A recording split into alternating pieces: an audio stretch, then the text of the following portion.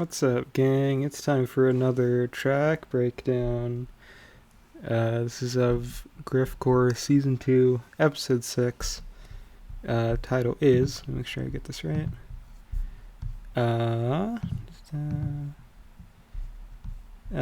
So now I'm upset, which is a line from the same scene in Red vs. Blue that the quote at the beginning comes from.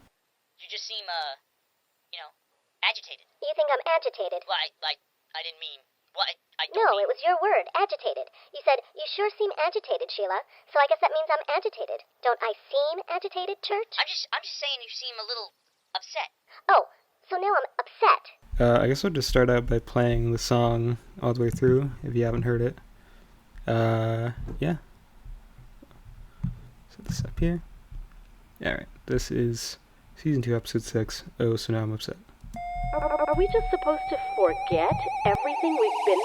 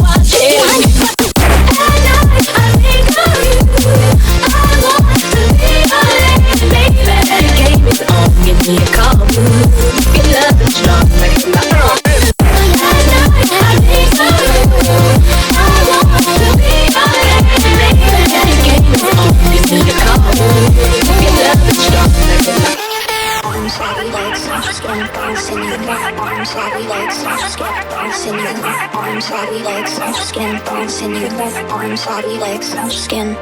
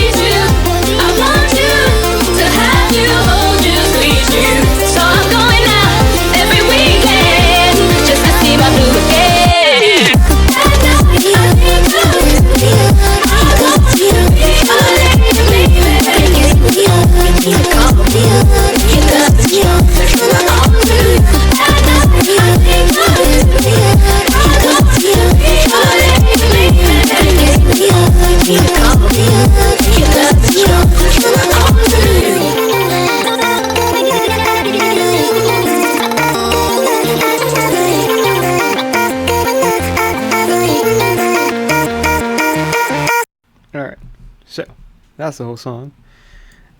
So I'll just start with the thing that I started with first, which are these drums, but they're actually not originally from this project, so I'm gonna open another project really fast here, as soon as this decides to work.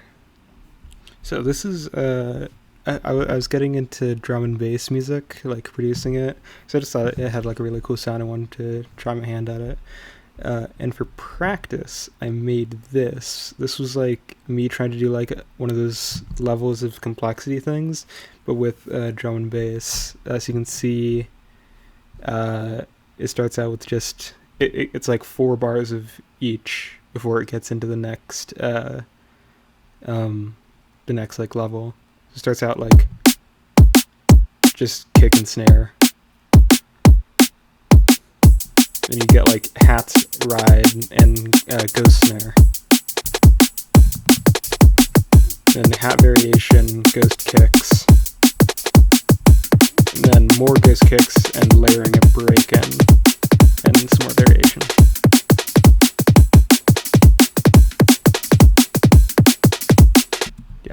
Cool stuff. I say cool stuff way too much.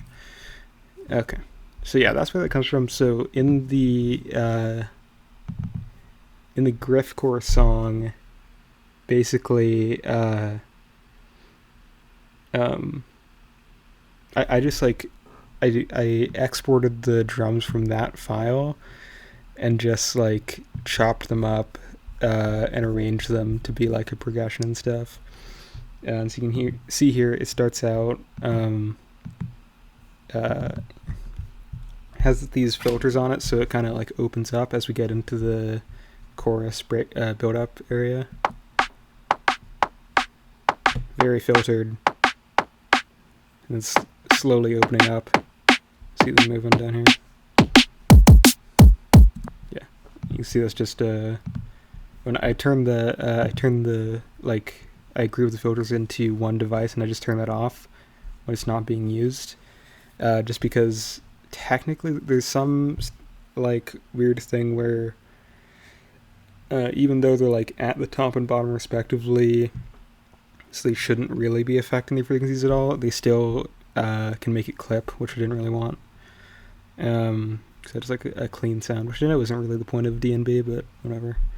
And yeah, you can just see I have both these frequencies automated, and then yeah, so that one's automated to go down, this one is automated to just go up, and then like right here everything cuts out, and then also here I bring in another break. This is just an processed amen break, and I cut out all the transients so they don't interfere with like the main drum loop thing. I know it's kind of like a sin in EDM, kind of like an amateur thing to use drum loops, but I made this loop. It's my own loop.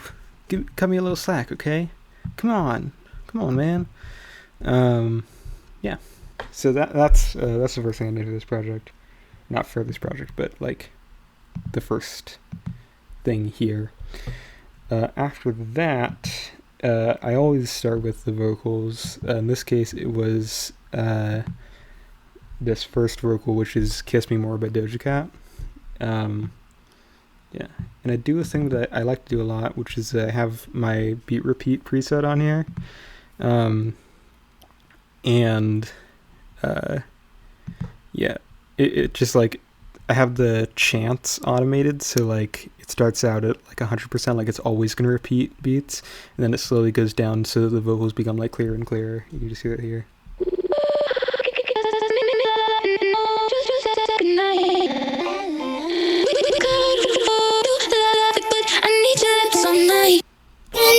Yeah, and then like for this little bit here, I also turn the chants all the way down, so you can see, just because like I wanted there to be a little bit like a little break here, so I just wanted it to be like super clean.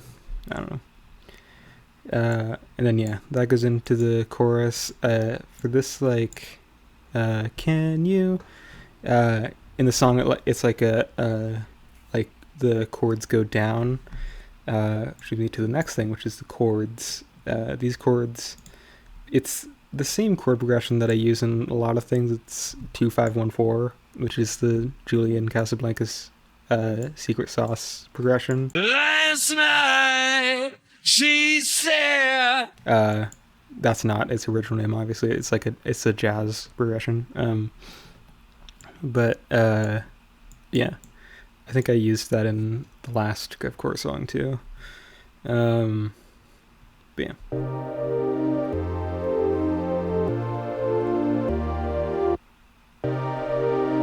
And then at the end here, we got, yeah. So yeah, just all that.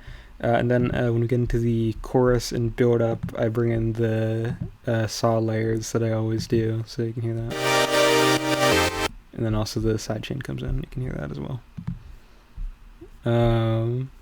Yeah, pretty basic. Same kind of setup for the supersaw layers that I have in a lot of other songs. It's just like the main supersaw followed by like kind of techy low unison saw, and then a noise saw as well.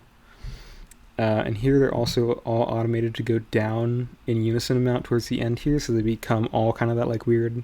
I still don't really know the technical term for it. I just call it like techy. Like it sounds very like futuristic. I have no idea.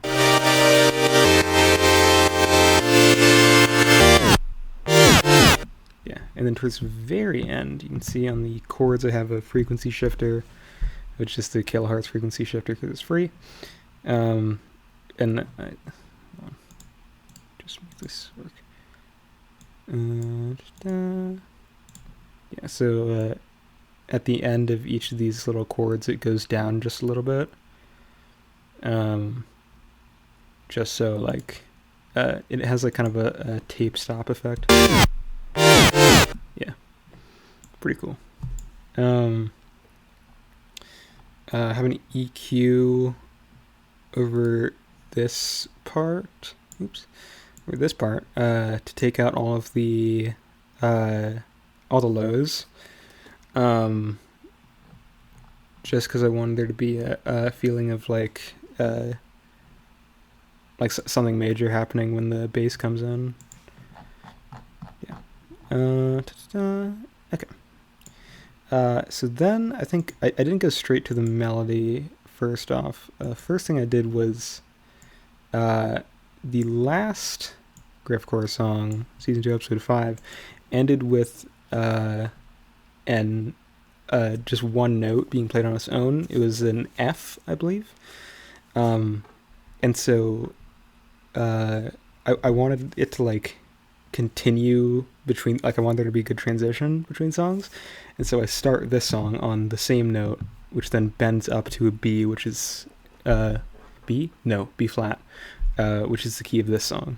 So you can hear, it's really just like a sine wave with a little bit of FM, and then reverb amping up here, and then as well, or in addition to that, I have an LFO here where the rate slowly goes up and the amount slowly goes up, so it kind of fades into noise eventually, which is really cool.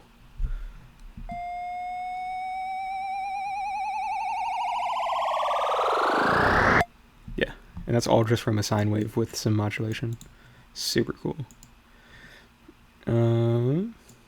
Yeah, and then I also have an EQ here that slowly opens up. It's not doing much because it's like there's not that many frequencies anyway, but you know, why not? And then over that, I should also talk about other things in the intro, which is this quote from Red vs. Blue. It is the scene in which it's the beginning of one of the episodes in season 4. I want to say I can't remember the number, but it's this scene is the one where Sheila is talking to Church, and she's getting mad at him that he has a bunch of other vehicles now other than her, and she feels jealous. Which is it, Church? Am I agitated or am I upset? I don't really, I could go get a dictionary. Why would I be upset? I don't. Well, would you be upset if I got a bunch more blue guys to come hang around and help me? Well, actually, there are 3 other guys in the squad. Exactly. This isn't a parking lot, Church. It's a team. A family. Are we just supposed to forget everything we've been through? And so I chopped that up. Are we just supposed to forget everything we've been through? Yeah, as you can see on that, I have an EQ. It's not really doing much here, but it comes in later for like this clip. I guess that's the only other clip in this track. But then I also have this reverb, which is going down an amount here and going back up at the end here. Just to like kind of lead into this little drop here. And then also we have, of course, just a riser. Yeah. And then also in the intro, start out with an impact, of course. Yeah. And then for the break that I mentioned earlier, where the chants of the beat repeat goes down to 0, I have another riser, and this one I edited to like have a tail to it, which is just the same riser but reversed. Yeah. Just tension and release, basic EDM stuff. Then also have this chopped up griff line. Donut. Yeah. I don't even know why he says, like, why I put him saying donut there. It doesn't really mean anything in the context of the song, but, you know, why not? Cool. Let's talk about this melody then. Yes, this melody, I'm gonna be totally honest, I was trying to do a Porter Robinson ripoff. Like the going up and down in fifths. It's basically like kind of what he does on language, especially with all the like gaps and stuff. So you can hear the I'll play this because this is a full melody.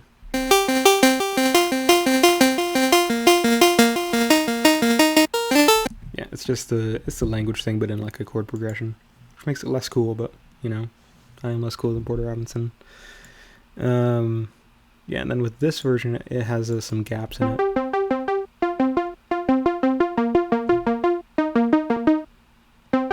Yeah. And I also have some weird automation on this. So the frequency of the filter goes up. The filter is already being modulated by the amp, so like it, as soon as the note's pressed, the amp is like the volume for people that don't know, essentially. It controls the volume, but in addition to controlling the volume,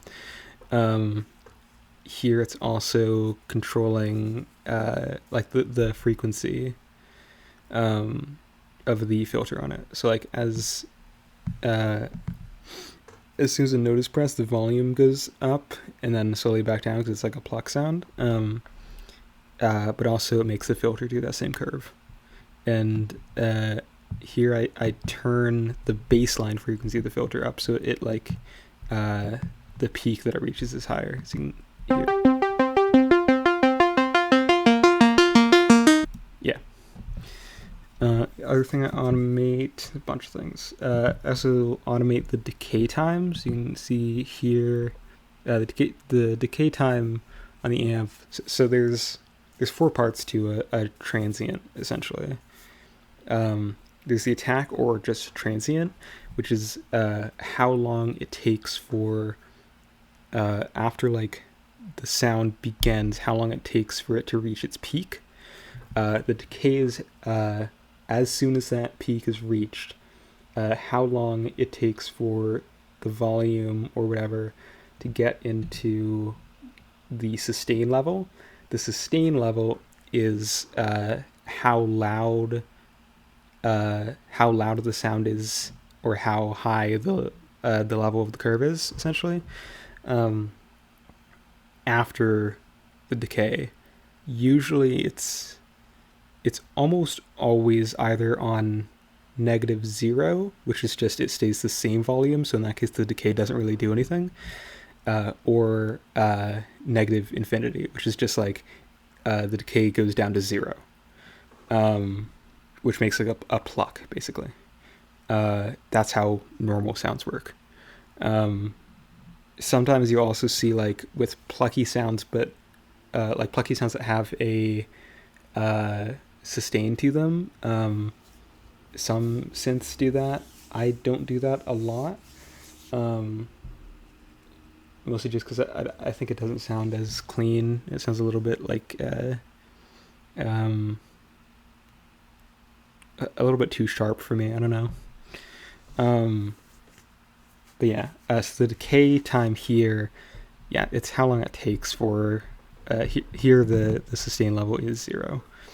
And then the last part is a release, which is after the note is released, how long it takes for the sound to go down to 0. And in this case, if the sustain is 0, then the release isn't really doing anything, unless you release the note before the decay curve hits the bottom, in which case release does do something, but not super important right now. So yeah, that the decay time goes up, so in effect you can hear all of these notes are very short. Like it's a very short pluck, and then as it goes up here, it becomes like a more like a longer note, basically.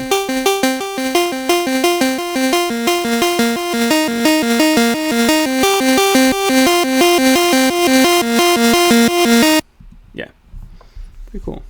So just like kind of adds to like building tension here.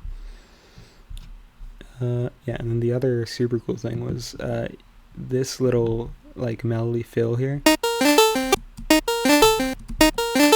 Yeah, that's like to follow the chords motion down, and I originally had it here too. You can see this this piece.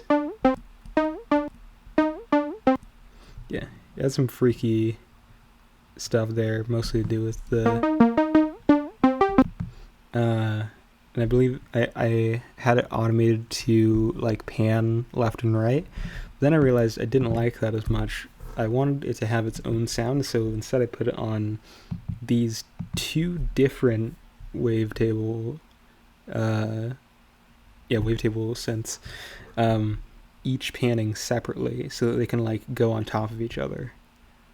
As you can see, this one is the first bit. They have like a bunch of glide to them. And this one is the second part. Together they sound like super small thing, very tiny part of the song, but I just think it sounds cool. Yeah, that's one of my favorite parts of the song there. It's just like, I don't know, it's those little things that really make a good song great. Yeah, let's get into this second melody here. This one is weird. I'll show you what I had originally. Actually, do I even have the original? I might not. So basically what... I'm just doing this because I'll just turn it back off later. So what this was originally was... let's see. I want to say it was like this.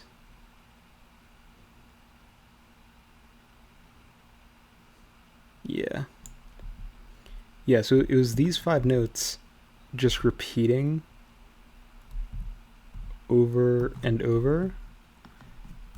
And then with like this one little bit in the middle here.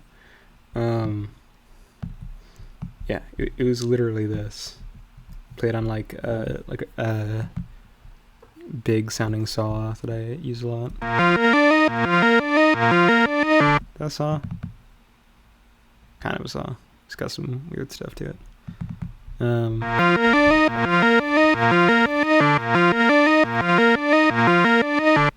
Yeah, that just sounded cool. But then I was playing it alongside this, and I realized it kind of like formed, it kind of acted as a counter melody, but it was too busy, and so I just cut out a bunch of notes and moved some other notes around, which led me to...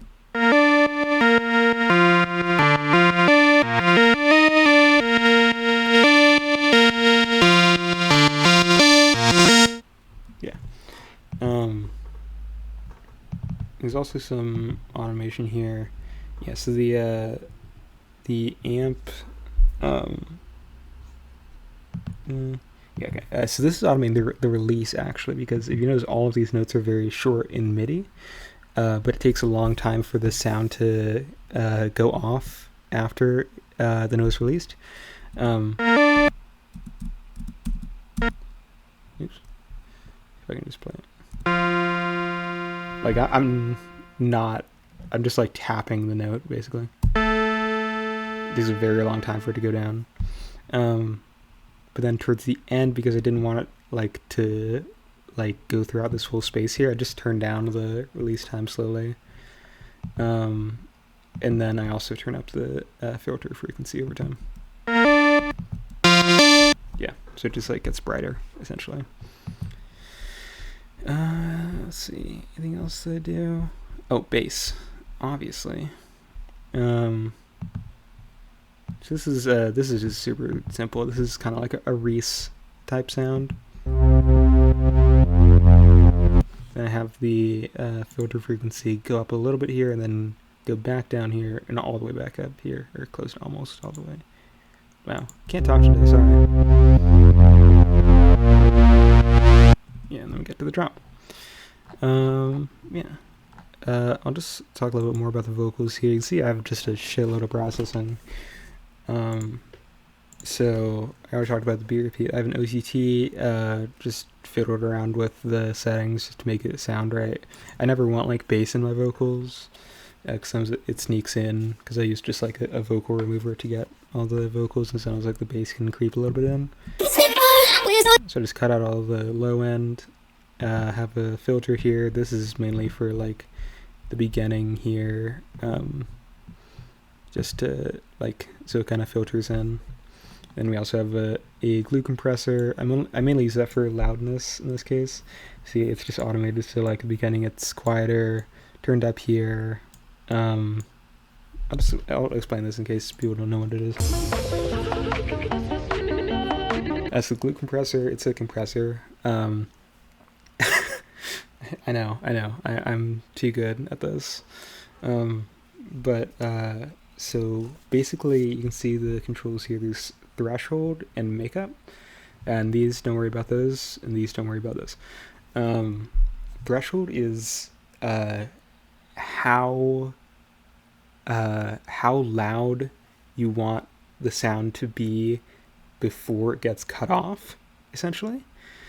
So basically, if anything goes higher than negative 7.62 decibels, it's gonna get compressed down. Makeup is then after that, I believe, how much you want to turn up the how much you want to turn up the signal as a whole. Maybe a better way to explain this is like with the saturator. Or like a clipper.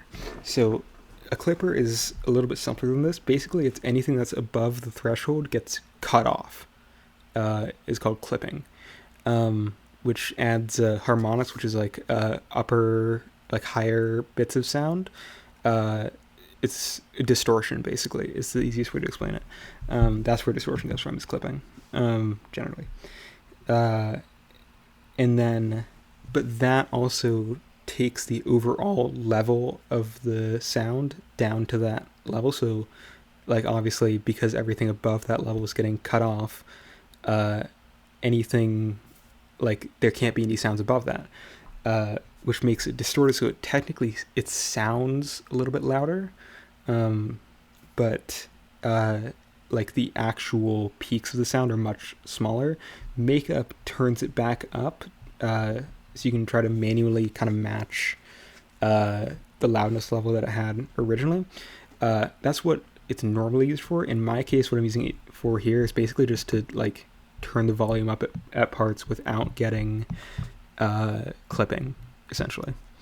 And then you also see that this thing here, this is a soft clipper. A soft clipper is, it's a lot like the cutting things off above that. That's what we call a hard clipper, because it just cuts things off, like things cannot exist there. But a soft clipper does that. It's a little bit more gentle, so instead of it being like a hard line, it's like a little bit of a curve there, so it doesn't cause like the nasty distortion here with hard clipping. Hard clipping is what you get like when the sound is literally too loud for your like speakers or headphones to handle. You get like the crackling sound. That's hard clipping, essentially. I might be completely poorly explaining all of that, but that's how I know it. So yeah, you can see here for the drop, it gets like here it's, let's see what levels are. This is the makeup is at 4.4 decibels, so it's adding 4.4 decibels on. Yeah, it's pretty loud there. Here it's +7, so it's very loud. Yeah, but you can see like it's still, if I go into this, you can see like it's still, because the soft clipper is on, it can't go higher than negative 0.5 decibels. Yeah, probably a little bit more depth than I need to go into, but yeah. Okay, let's see, what should I talk about next? let's just get into this drop here. So I did kind of what I always do with drops, is I like resample everything and put it as sound files. Because I thought I was going to treat this like most of my drops, where I just chop everything up and like make it all stuttery and stuff. I didn't end up doing that. I couldn't tell you why. I just didn't sound. I just didn't think it sounded as good. And yeah, that's why everything's in sound instead of MIDI here. The bass was also originally resampled, but I ended up taking that out in favor of like a normal bass. I think because I didn't like the I didn't like the bass sound as much, so I had to go back and like change it. It wasn't audible on like my phone speaker, which I always want in my basses, because you know a lot of people listen on phone speakers. So I had to go back and change it, but you know, it's whatever. That's why it's not resampled, because I had to go back and change the original instrument. Yeah, so for the drop, the melody stays the same, except because it's resampled and I didn't change the instrument, it has like a kind of weird sound that isn't heard throughout the rest of the song. Very plucky, kind of metallic in a way. Metallic, that's a good word to describe the techie saws. Maybe not. Okay. Yeah. Kiss Me More vocals stay in this part. I'll just talk about this bass, 'cause it's super cool. This bass line I probably made in like 3 minutes. It's literally just the main progression, but with like some jumps in pitch. So it's kind of like a funk vibe to it. I'll play the first bass. This is the bass that I started with.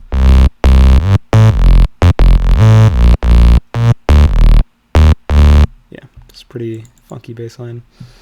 And I have this massive effects chain on it. I'll just turn this off here so you can hear what it sounds like without it. Oh, I automated the wrong thing. This still sounds the same, but it's a little bit less fatty. So what I did with this effects chain is I have an overdrive here, which it's basically distortion. That's all you need to know about it. I have an OTT boosting the lows to a ridiculous amount, slightly bringing up the mids, and then cutting a little bit off the highs, but not too much, just to get like a very, very fat sound. And then also an EQ, slightly boost the sub range, and then also boost the mid range, just to make it like very audible on like phone speakers, as I said. And then again for like audibility, is that a word? I don't know. I added this very wide like saw bass, which is technically tuned up an octave higher than this, just to make it like a little bit more high end, so you can hear it. Which here is like super noticeable, but when it's put through this along with the main bass, it's just a tiny bit more.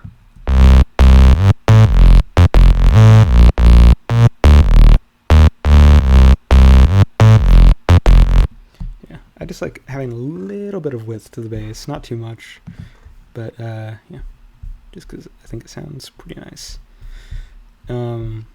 As for the vocals here, we have the Kiss Me More thing, as I said, which is very loud here. And then here I start to bring in the vocals from My Boo by Ghost Town DJs. That's the At Night I Think of You, that song. Just because I was listening to it a lot, because it's a really good song, and I was like, I want to put this in my own song, because I love this song. Yeah, let's keep this all there. So I turned down the Kiss Me More vocals a little bit here. You can see that. Yeah, so it goes down from +7 to +6, not too much. And I have on the My Boo vocals, I have have a phaser, which is, I don't even know how to explain it. Basically, so being out of phase in sound design is basically when there's two signals that are the same, that are like very slightly out of sync with each other, which has like a really, it can do a lot of weird effects. It's a very wide sound for one. It's very, it can sound like a little bit, it's kind of like an underwater sound, like kind of warbly. In this case, there's 4 of the same sound being played that are shifting back and forth in phase to give it like a very warbly sound. So that's basically what the phaser is doing here. And that is, it starts at 100. It makes it very wide, and it kind of goes down. You can see, like, as I drag the cursor here, just watch this little dry wet thing, just automates down, so it gets progressively less affected by it. So like it starts out, I'll just solo this. Very wide, warbly. I've got you on my mind, a secret admirer. I've been watching. Yeah. Basically all I was doing. Then a similar OTT as to this vocal, which may be the same. No, the high band is a little bit higher. And then also a glue compressor for loudness. Yep.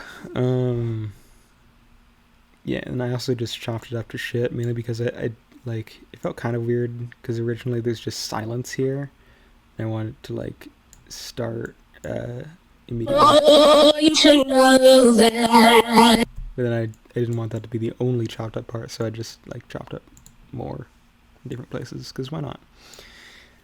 And then the effect kind of ends with, I've been watching. I've been watching.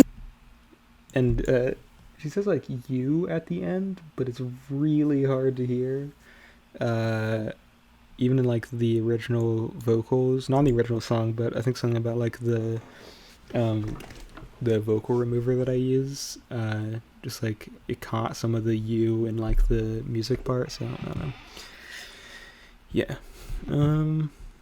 And I originally had the Kiss Me More vocals also coming in here. We could get to just cut the rubbish. They just continue on from this. I like to say, what if we could get to just cut the rubbish? Yeah. It just sounded like a little bit too harsh to me, so instead I added the vocals from Move Your Feet by Junior Senior. Don't stop. That song goes like da da da da da everybody. That song. I think it was also in Trolls. I don't know why I'm sampling so many Trolls songs. I still haven't watched that movie. But this is actually a reference to, I don't even know how to pronounce it, TDSTR. I always want to pronounce it Toaster, I don't know why. But he makes really, his album Internet Brain Rot is awesome. And the first song,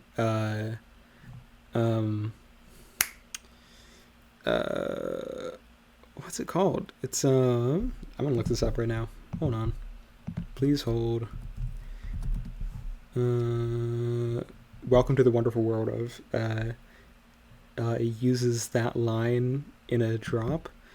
And it's so hype. It's so awesome sounding. So I just wanted to put in a little, like, reference to that. I don't know if anyone's gonna catch that, because that song is not like, it's not like a Leroy song or a Zabe song in which, like, everyone in the scene has heard of it. But it's one of my favorites. It's awesome. Don't stop the beat, can't stop the beat, I won't stop the beat to go. And then you can see I also had these disabled clips here, which is just the go pitching up. A similar thing was done in that TDSTR song. But yeah, in this case it's just like, I decided it didn't really fit. I wanted, I have the Kiss Me More vocals here, just like a little bit I chopped up. What is she saying there? Hold on. I'm giving you hundreds, fuck it. all I heard was "fuck it," and I was like, okay, sure, it's a cool pre-drop. Yeah, it just kind of goes on top of the end of the my boo vocals here. Going into the second half of the drop, in which the my boo, like the chorus, the part everyone knows, comes in. Yeah, you know the words to that, and then that weird melody from before comes back in.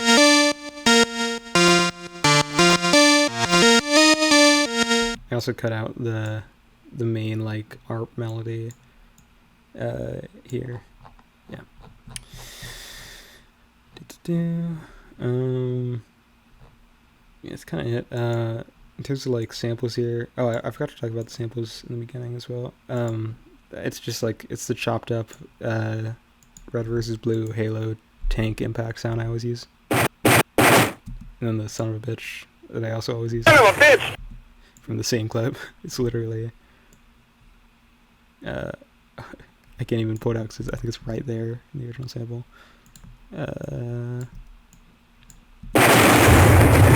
of a bitch! Son of a bitch! Yeah. I use that in every song, as you probably know. And the like that thing, same riser, going okay, whatever. Riser here again, and then I bring back in the tank impact here, but I have the transient cut out because I want a kick to go here. So very short, just like a little boom. And also here I have the son of a bitch chopped up to be like super on grid and stuff, and I also have the riser cut up so it kind of like follows the kick pattern because everything else kind of is choppy here. And yeah, that's the give it all to you, I think. My all to you. Yeah, pretty neat. So yeah, then the main ARP melody comes back in. Yeah, gives me more vocals, blah blah blah. I also here start to bring in the vocals from Locals, Girls Like Us by Underscores. I talked in the last breakdown about how Suture Dreams' song Charlie Cart Land Party was a huge inspiration for me on that one. This is also a reference to that because that song also samples Locals. Yeah, and I have just a huge reverb on that. Just because I like something about the melody of the Can You Feel Ya? It's just like it blended really well into the melodies here, and you can barely hear it when I play the song, but it's just like something about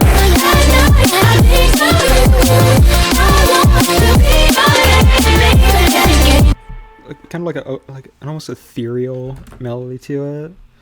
I don't know what it is. It just sounds super cool. Yeah.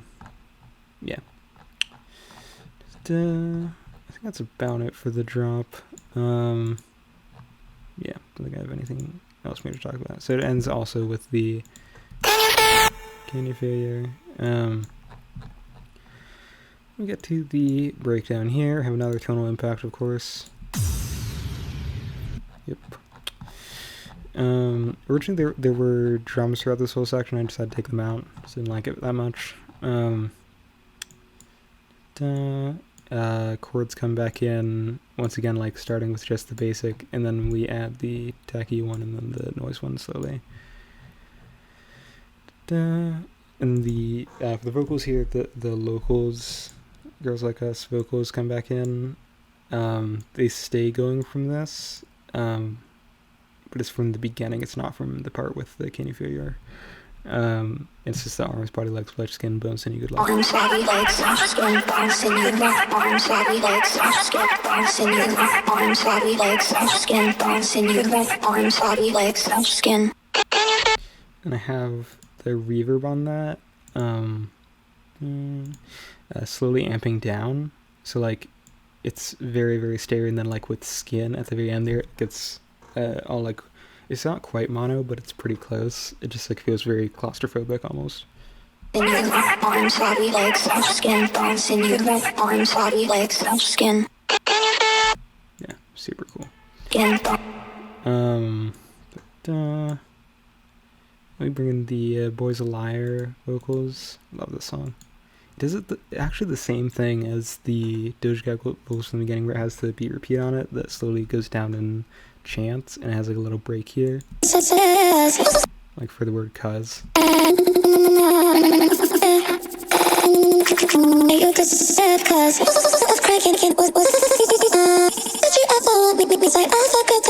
Not super sure about this, but you know, it sounds alright in the song. Yeah. Originally, I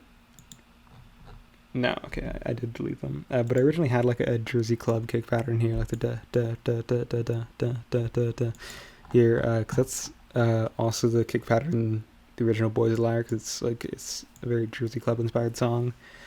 But I decided against it. It just wasn't hidden right. Yeah. Also, there was the first verse of vocals, or not vocals, first verse vocals of Locals. Wow. Here, you can see that. I've done the questionnaire like 700 times to get the same results as my friend. We've been inseparable since 2009. She just doesn't know about it yet. I decided against it. That's what I kind of replaced with the Boys a Liar vocals. I just think it didn't fit quite right with the vibe. But yeah. Bring back in the Kiss Me More vocals here after another Can You Feel Your, and then we get into also the chorus of Boys a Liar. We bring back in the bass from the bass from the intro.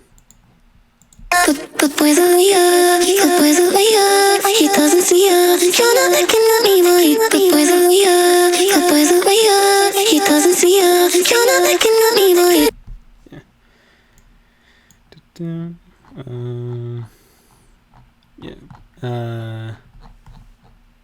Yeah, because more vocals again. We hug, yes, we make love, and always just say. Those are the vocals from the very intro that you couldn't really hear because they were so like repeated all over the place. And we also bring back in this part. This is another of my favorite parts of the song. Is the this is a later part in My Boo. It's just like, I don't know, the vibe it captures. Beautiful. I need you. Headphone warning, by the way. This is about to get very loud because it kind of amps up in volume. I need you.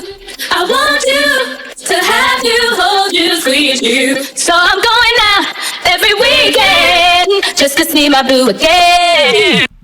Yeah, and you can hear at the end that kind of warbly sound. I have a frequency shifter on this as well. I also had that in the chords from earlier. Basically just very, very slightly. You see, I actually don't have it turned on here because for some reason, even when it's not actually shifting, it adds some weird distortion, so it can clip a little bit. But it goes down just a tiny bit in frequency.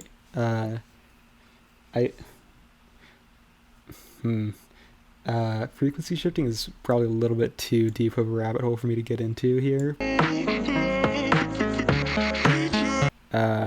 So it keeps, because it's going down by such a small amount in frequency shifting, it keeps a lot of the upper harmonics mostly intact a little bit. I'll say in very basic terms, frequency shifting is pitch shifting is logarithmically adjusting frequencies. So basically, this might be getting a little bit too technical, but in Western music, based on our understanding of the harmonic series, which is like kind of the math that all music runs off of, let's put this on the keyboard. Oops. So if we have like that note, that's just a C, and we have the note one octave higher, which is also C. So the note, a note that's an octave above another note is going to be 2 times the frequency of the root note. I can't really visually show you here very easily, but it's like if you looked at it on an oscilloscope, essentially like it'd be twice as fast, which is the same reason why if you repeat something a bunch of times, then you cut that thing that you're repeating in half and repeat that over and over, the resulting like pitch, if you sped it up even more until it becomes a pitch, every time you cut it in half and repeat it, it doubles, it goes up an octave, basically. It's a little bit interesting when you get into upper harmonics, because you think the next harmonic up, harmonics are like the natural series of frequencies that happen when any note is played other than a perfect sine wave. So you can see here, like, that's a monophonic synth. If I play it on this, oops.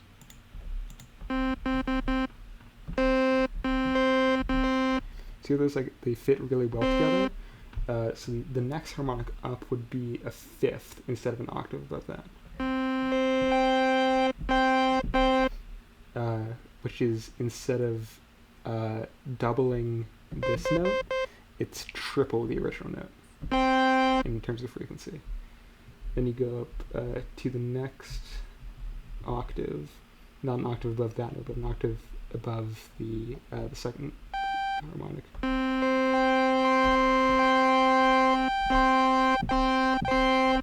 So that's 4 times the original note's frequency.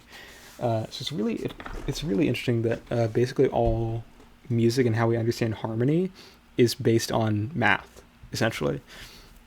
I got way more in depth into this than I thought I would, but to go back to my original point, so pitch shifting goes down by percents, not percents, like relative distances. So like instead of going down by like, instead of shifting every frequency down like 10 hertz, hertz is the unit of frequency, by the way, it goes down like, it's just everything down by a certain relative distance between notes, and that's like, that's how notes work, basically. It's like, it's all ratios and stuff, like mathematical ratios. Frequency shifting is not like that. Frequency shifting shifts every note or every frequency down by the same amount, which means that things fall out of line in the harmonic series. How to explain this? So an A note is like middle A. Kind of the way that we keep track of where we are in the harmonic series is middle A is always 440 hertz in like standard Western tuning, which means that it makes the sound that you would get if you played, if you repeated something 440 times a second. Hertz is like, it's almost like rotation. Like, you know, it's not like rotation, it's kind of what we also use to describe rotation. So like, if something is rotating really fast, if something is rotating 440 times a second, it's rotating at 440 hertz. Same thing for an A, like a middle A. Is that middle A? Might be. Basically, that means that it's like the same thing, like the wave that is following, the sound wave, is repeating at 440 times a second, which is what makes it an A. So basically, if we go up in the harmonic series from that, well, obviously the next note is 880. So I'll just stick to 2 for now because it's going to get really complicated after that. So with pitch shifting, if you shift that, the resulting sound from a 440 hertz A and a 880 hertz A, playing at the same time. So that's like a sound. That's the sound of the harmonic. If you pitch shift that down an octave, you will get a sound that has frequencies at that are still both A. So you'll get one sound that's 220 hertz and one that's 440 hertz. So it shifts it like by ratios. So things go, in that case, things go down by a half. They don't go down by like a specific amount of hertz. Frequency shifting shifts everything by a certain hertz. So for example, in the other example of pitch shifting, if you just have one note, if it was just a sine wave playing 440 hertz, to make it go down to 220, you'd shift it down 220 hertz. But if there's a harmonic, that note doesn't get halved like the first note. It also goes down by 220 hertz, meaning that those notes are no longer connected in the harmonic series. So it makes an inharmonic note, basically. Okay, I've talked about this for like 15 minutes, I think. I apologize for that. Please use the timestamps in the description if you want to not hear about any of that super nerdy shit. I'm so sorry. But yeah, so in effect, what the frequency shifting is doing here is it, because when you get into like higher notes, the frequencies are just so high that, like, in this case, it's shifting everything down eventually by 567 hertz. When you get into the higher notes, like, that's like 560 hertz is less than the distance from one note down to the next. So like for the upper note, upper frequencies in that, in this sample, it basically keeps the same melody. But for the lower ones, where like, I would assume there's even like a frequency in here that is lower than 567. Like that's going to go down to 0 hertz, which makes it very low, which is part of the reason why I keep the low band turned all the way down, because it would literally like, it basically becomes a sub at that point, which you can't even hear if it's at like, I think negative or 40 hertz is around the limit to what we can even perceive. But yeah, that's basically what it's doing. That went on way too long. Yeah, it just makes all that to say, it makes a cool sound. Yeah, it just goes kind of crazy. And then I also had the Girls Like Us vocals coming back in. It kind of repeats here. You can't really hear it in the song. And the other thing that's happening here, actually no, I'm not doing it in the final version. Interesting. Okay, in a working version, I had the phase switch here. Oh man, this is going to turn to another music theory rant. Okay, I'm so sorry. Once again, use the timestamps in the description if you want to skip this, but I'm a nerd, so this is interesting to me. I could be wrong about this, because I am not like an expert on this specific thing. But phase, I can't remember what it's, phase inversion, I think is what it's technically called.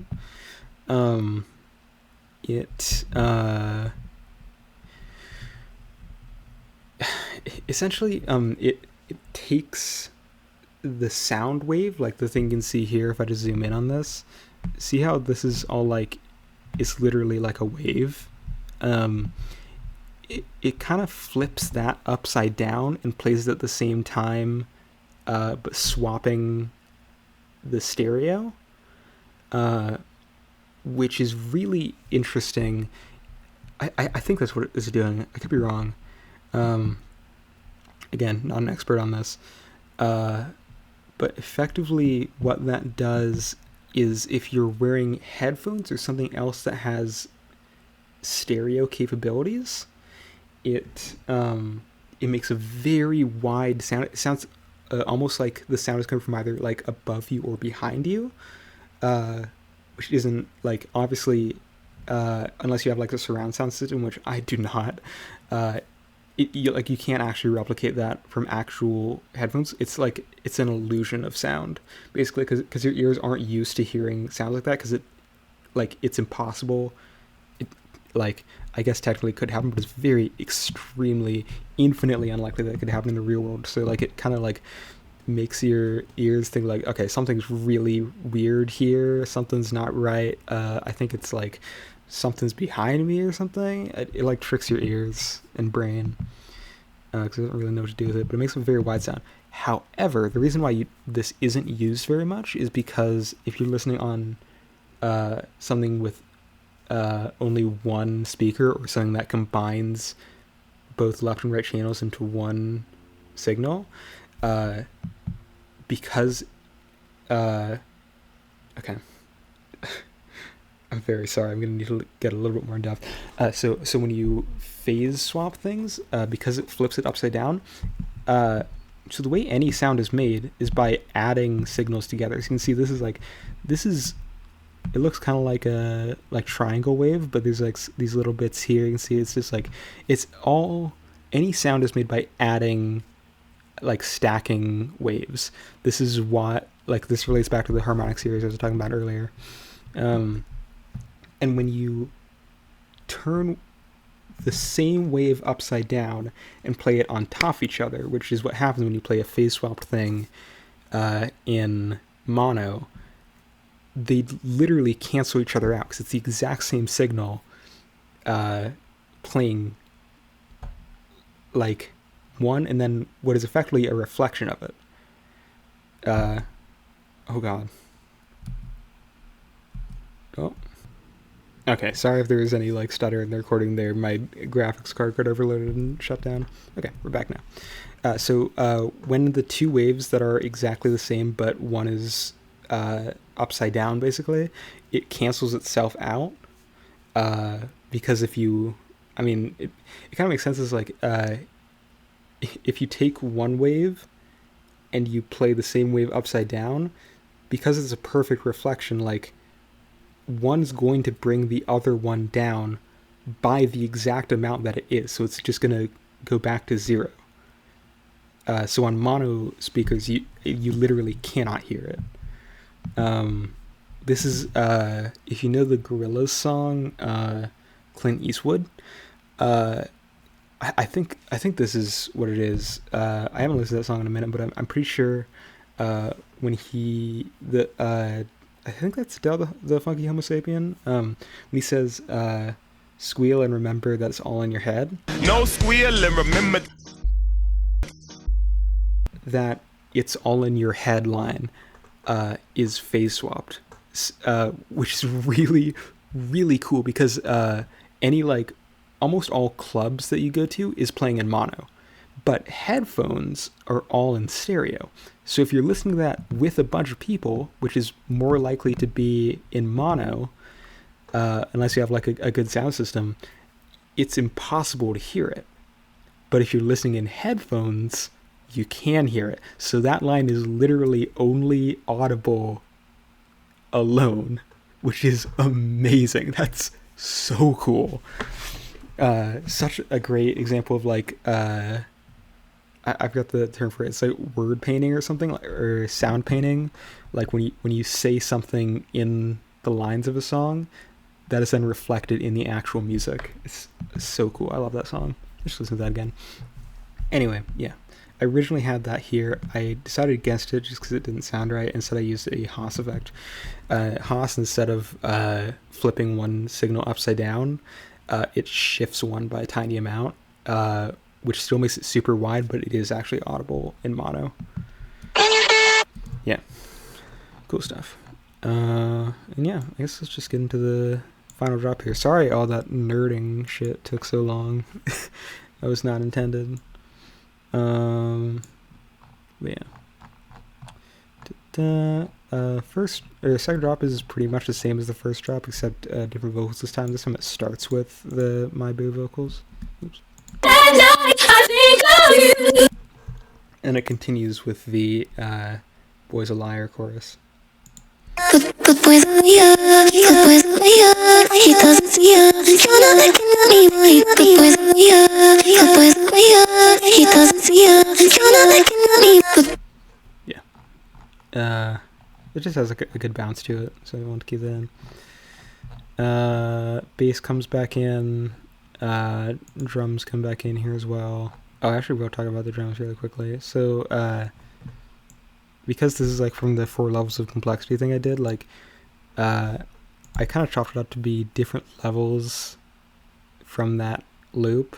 I did one select for the first half of the drop here. It's this level like 2, I think. Just basic hat pattern and the ghost snares. But then for the second half I have the level 3. Level 4 I thought was a little bit too complex. It sounded a little bit weird, so I only had it for like points where it was being filtered out. So you have the hat variation, also some ghost kicks, which just has like a little bit of bounce to it.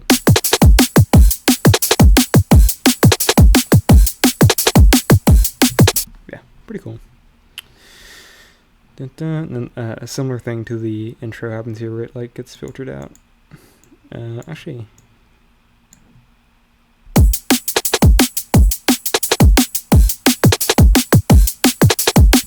it doesn't. Okay, interesting. Yeah, this is level 4, where it has like all the weird ghost kicks on the set.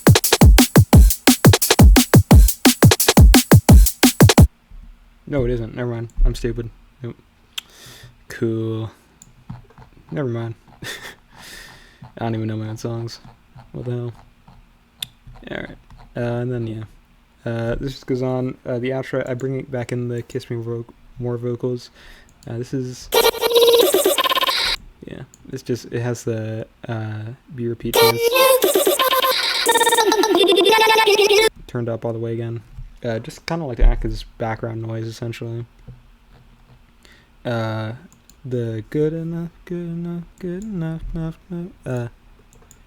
I didn't sing that right at all, but that part of the Boy's Liar, I repeat the boy, like repeating from the you're not looking at me, boy. That kind of goes into this part, and I repeat that a few times.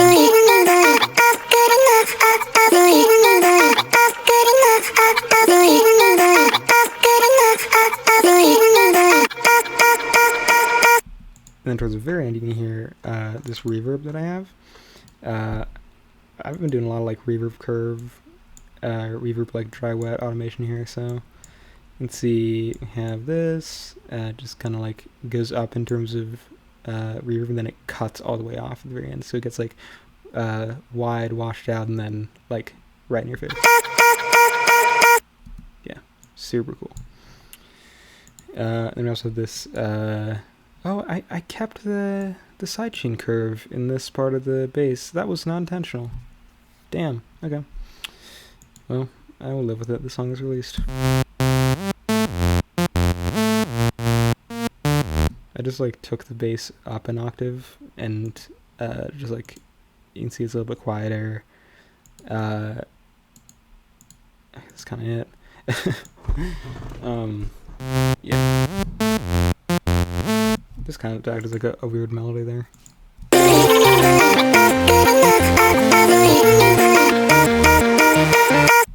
Yeah, and then I have the chords here. They're a little bit quieter, and then also the main melody. Just come back in, because why not? Okay. Let me just double check, make sure there's nothing I missed here. Let's check to see if there's any. Oh, I have a saturator on the drums.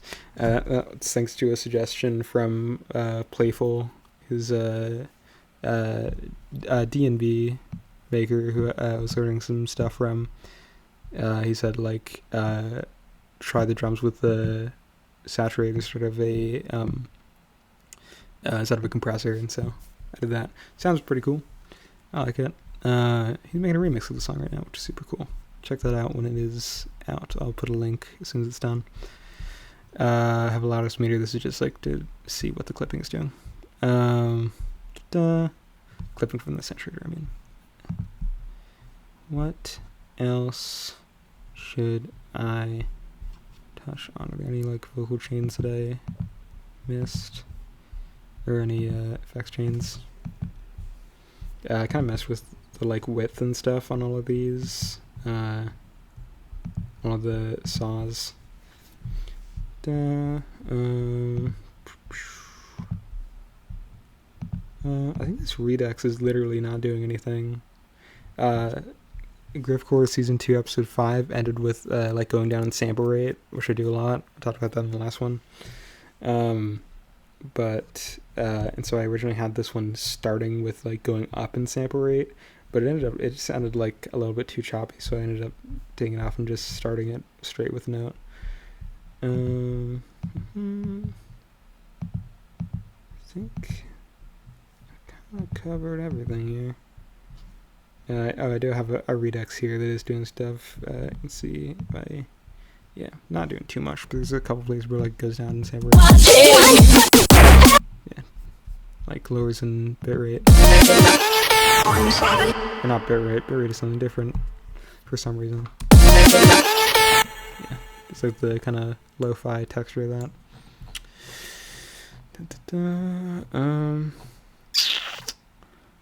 Anything else that I am missing? I think that is about it. This song is released. It is on SoundCloud. It will go on Spotify along with the rest of Grifcore Season 2 as soon as the whole season is completed. And